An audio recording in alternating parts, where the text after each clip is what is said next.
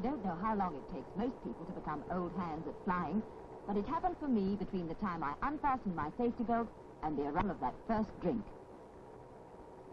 This was my first journey by air, and I didn't want to appear too much of an innocent at large, especially as my friend Moira had been round the world twice. But in spite of every effort to be blasé, it was no use. My excitement bubbled through. We were to fly down the west coast of India, to that island that hangs like a pear, Ceylon. And from the pictures in the brochure, we were in for a colourful time, especially in Kandy, which is in the centre of the island and of its history. The picture of the Kandy drummers and dancers looked marvellous, but it wasn't a patch on the real thing.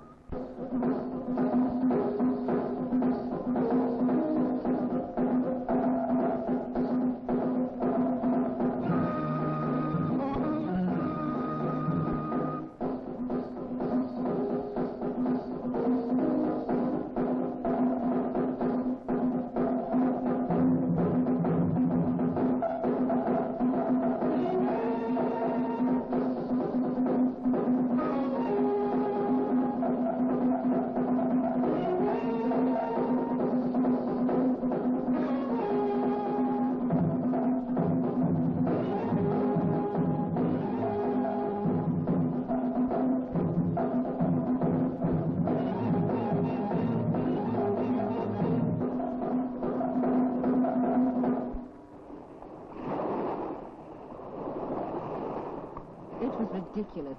Here we were in the Indian Ocean at Mount Lavinia, about 7 miles south of Colombo, and only a very few hours ago I was in my usual pre-packing flap, busy trying to remember what I'd forgotten. Well, swimming here was enough to make you forget everything, except how beautiful it all was.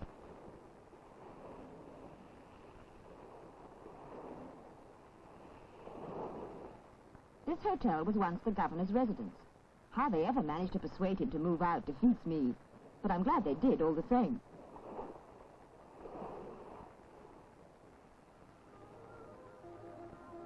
This was my first taste of a tropical island, and quite honestly, I could have stayed on that beach for the rest of my days.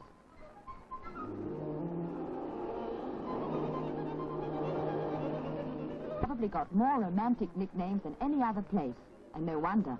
Its riches have beckoned to the stranger since the first boat sailed towards these shores.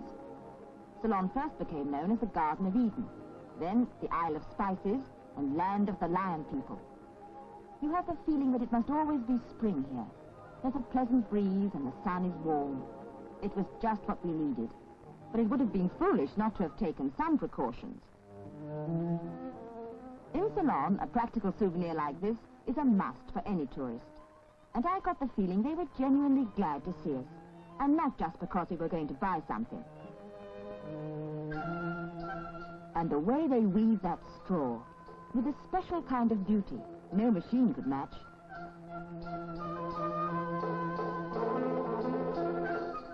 Moira had left the hat department to look at the basketware, but I couldn't make up my mind. The only mirror I had was Sonawati's face, and she seemed to think I looked comic in all of them. She was probably right. But I bought one in the end. One must support the local industries after all. The great industry of Ceylon is tea, of course. Some of the finest in the world is grown on the island, and that's what we were driving out to see.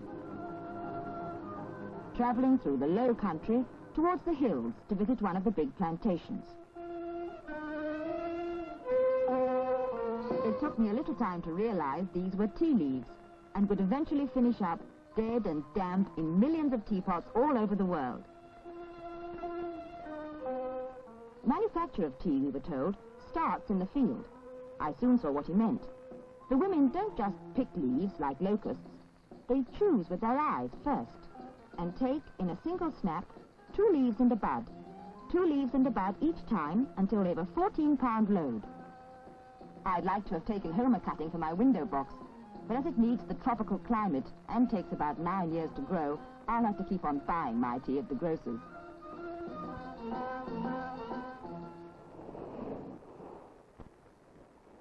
When we got back to the hotel, I realized it was time I wrote home to give them some idea of what it was all like. They were saying here that just about puts its finger on it. The island of Ceylon, it said, is situated only 40 miles from heaven, and it was certainly the nearest I've ever been to it. This was our last day here, and I was wondering if the rest of the places on our Far East tour could possibly be as good. I'd soon know, for next day we would arrive in Singapore.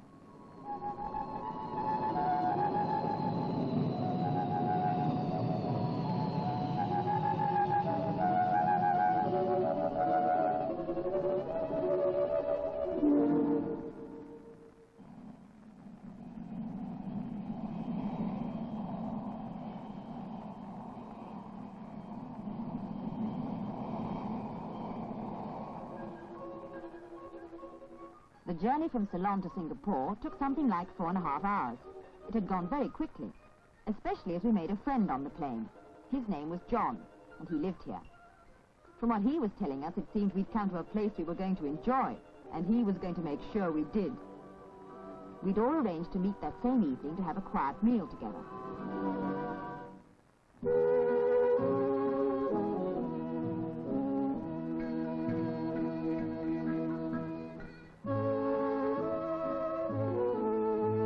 John was determined our first taste of Singapore should be unforgettable. It certainly was. I'd had Chinese food in Soho, but nothing like this. I'd never had the courage to try chopsticks in London. Somehow it had seemed a bit of an affectation. Anyway, I couldn't use the things, but here I hadn't the courage to ask for a spoon. But I had a sympathetic teacher, and when I'd learnt to hold them properly, I found they worked. Well, they must do, mustn't they, considering people have been using chopsticks for thousands of years.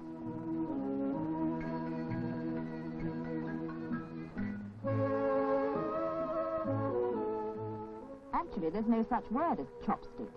The Chinese translation is chop quick. Anyway, I still think it's like trying to eat with a couple of pencils. I lost count of the courses and the names of the various dishes, but it wasn't surprising. That quiet meal, our first in Singapore, had turned into an oriental banquet.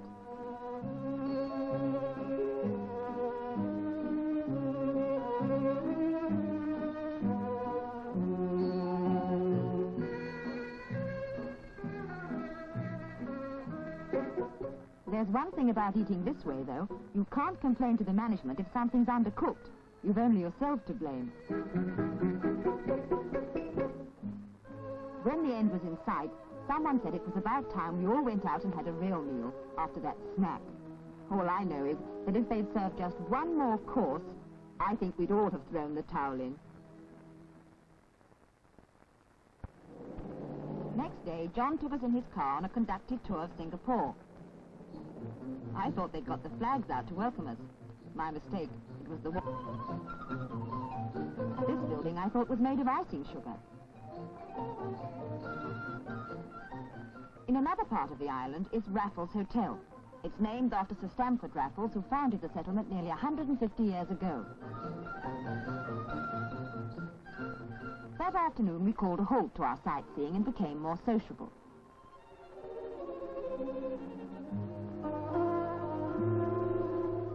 Everyone we met wanted to know what was happening at home, and we were eager to know about Singapore. But before we really got sorted out, we were rudely interrupted, and the first race was underway.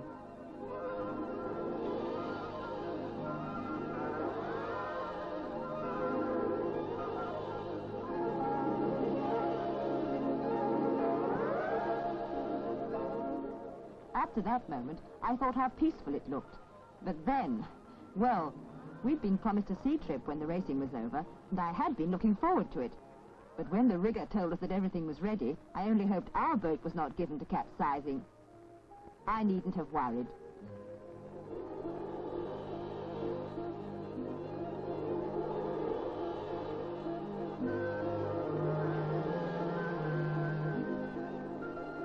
The sea is as much a part of Malay life as it is of ours back home. Probably even more so, for here they don't just live near the sea, but on it, and whole villages are built on stilts.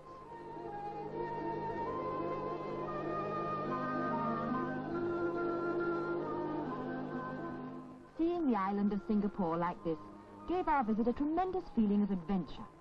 We weren't just on any old sea, but on trade routes, sailed by boats that seemed exactly as I remembered them in my geography books at school.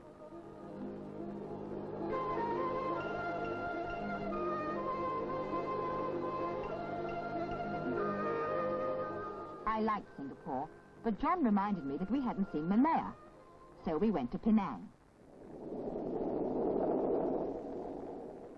He'd arranged for a friend of his to show us round.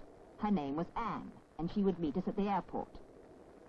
That's hospitality for you. Anne was waiting all right, and had taken time off to help us explore Penang.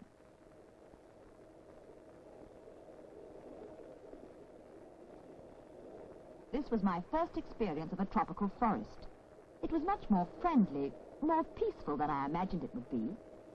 Although living here must have its own problems.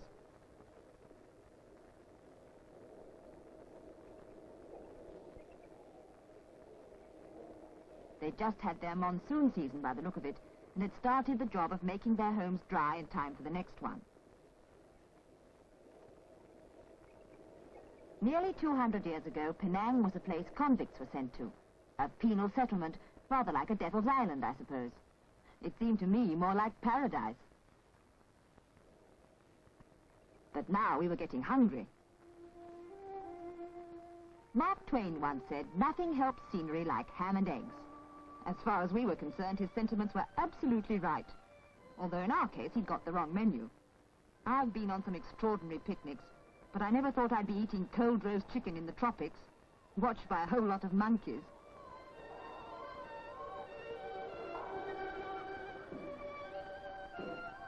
Nor did I ever imagine myself eating pineapple freshly picked. It was wonderful.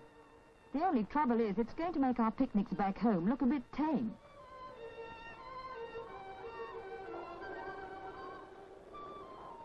Soon we'd be leaving Singapore and Malaya and arriving in our next country. It promised to be as fascinating as everywhere else, for we had come to Thailand and to Bangkok, its capital.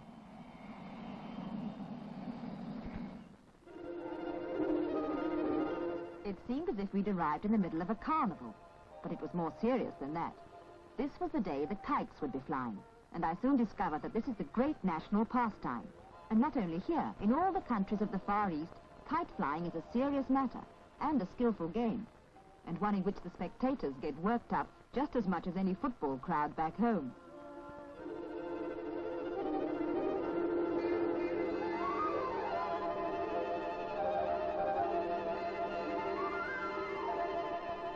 It's really a fight between two kites.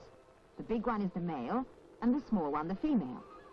One flyer maneuvers to get his kite into a position where his string will drift against his opponent's.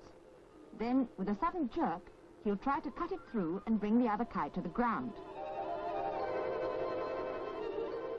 We didn't stay to find out who won. We had a lot to see, and fortunately someone to show us. And he was just about the most energetic guide we had on the whole trip.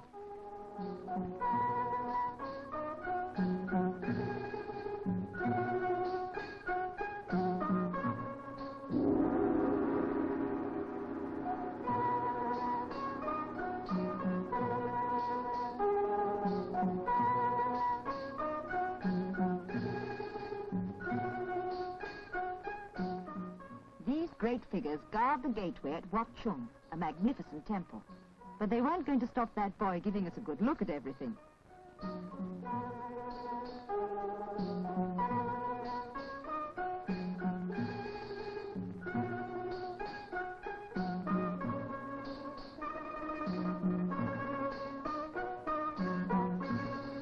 If that guide of ours had had his way, nothing would have been left out of his tour. We'd have seen every single piece of that colored porcelain and climbed all the way up that 250-foot tower. But we couldn't do it. We had to admit defeat.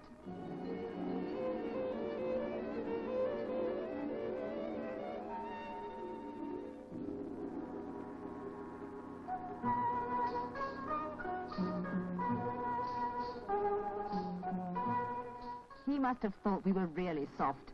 And I admit I think he was right. The view from up there must have been magnificent. And we're still wishing we'd made the effort. Wherever one looks, there are spires that seem more like lances or spears, almost as if they were protecting this capital city of Bangkok.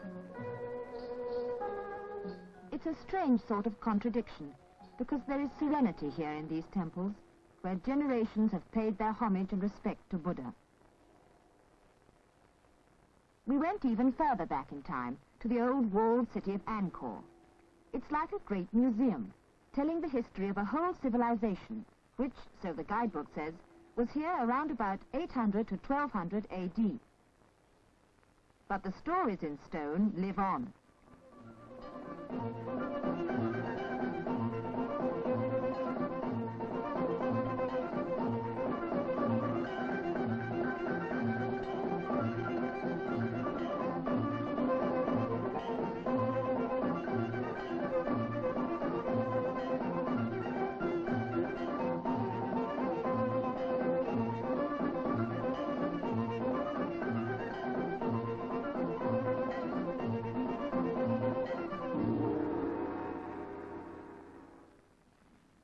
And so we had come to the last place but one on our Far East tour. Hong Kong.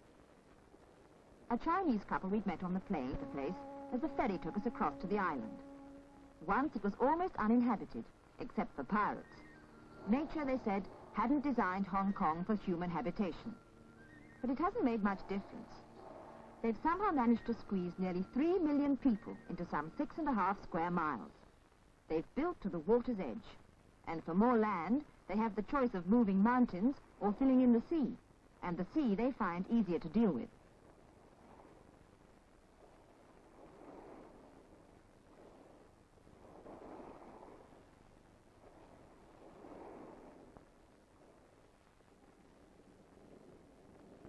This ferry must be the busiest in the world. It carries about 100 million people a year to and from their work.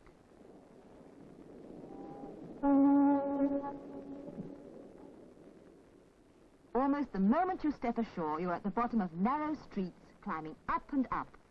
On every side, shops and more shops. I always thought the British were supposed to be the nation of shopkeepers, but Napoleon got it wrong. It's obviously the Chinese.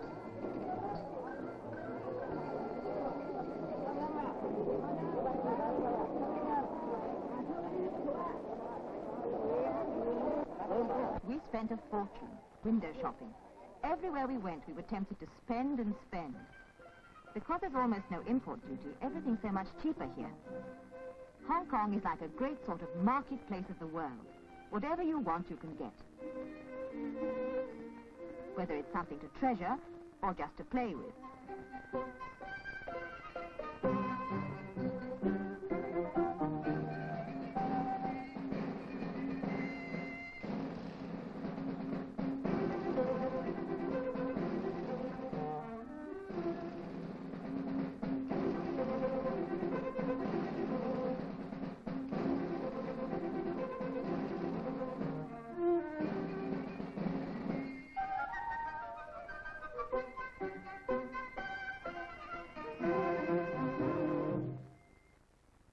But there was something neither of us could resist. Clothes. The choice in this particular shop was staggering. They seemed to have absolutely everything. I wanted something for daytime. Moira was trying to decide on something for the evening. Having chosen my material, I was told it could be made up almost in a matter of hours. They seemed to have every current glossy magazine, and all I had to do was decide on the pattern I liked, and it would be faithfully copied.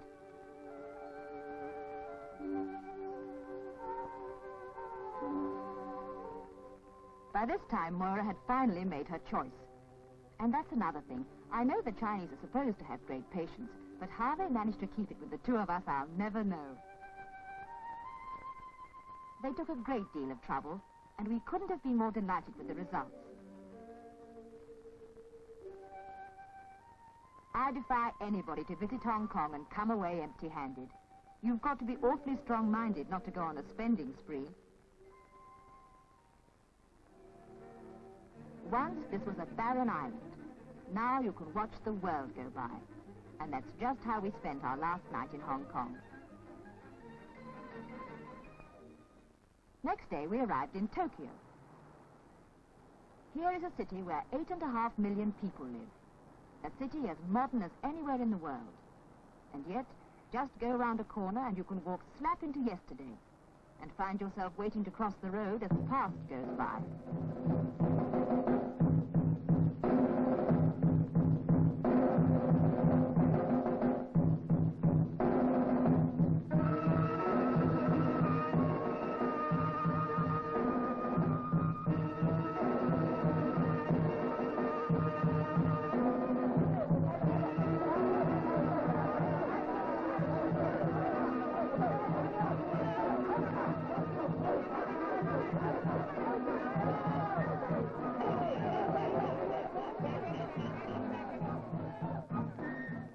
This is a land of festivals.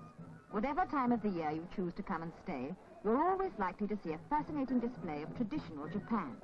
And not only in Tokyo. All the large cities, towns and villages have their own ceremonies and their own enchantment.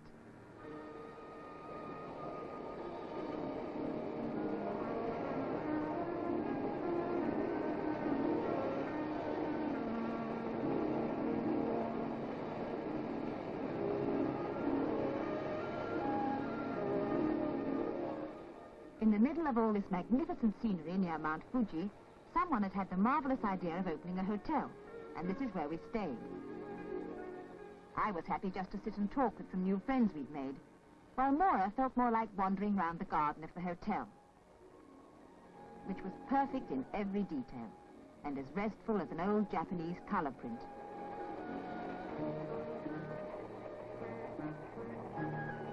One of the great attractions in this part of Japan is the fishing. Now, I'm no fisherman, but here I felt even I could have matched any expert. Especially after discovering that there was a special fish hatchery upstream.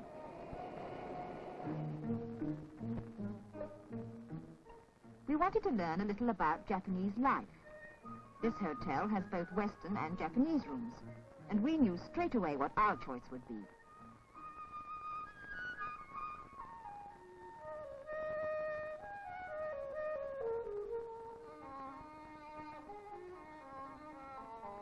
Our new friends had asked us to take tea with them in their rooms, and like all guests, we removed our slippers before stepping inside, into a scene of delicate grace.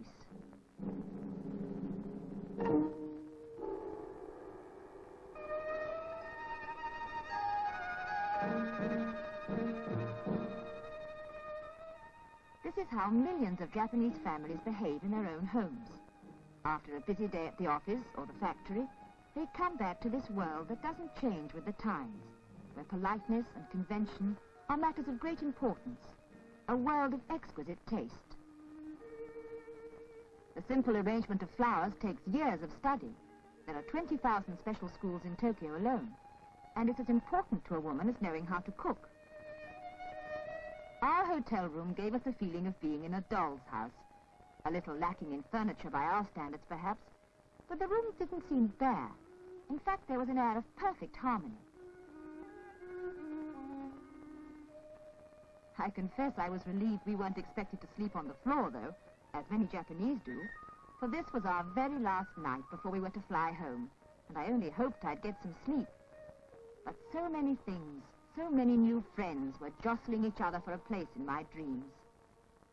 Like that very first bathe in the Indian Ocean, just 40 miles from heaven, in Ceylon.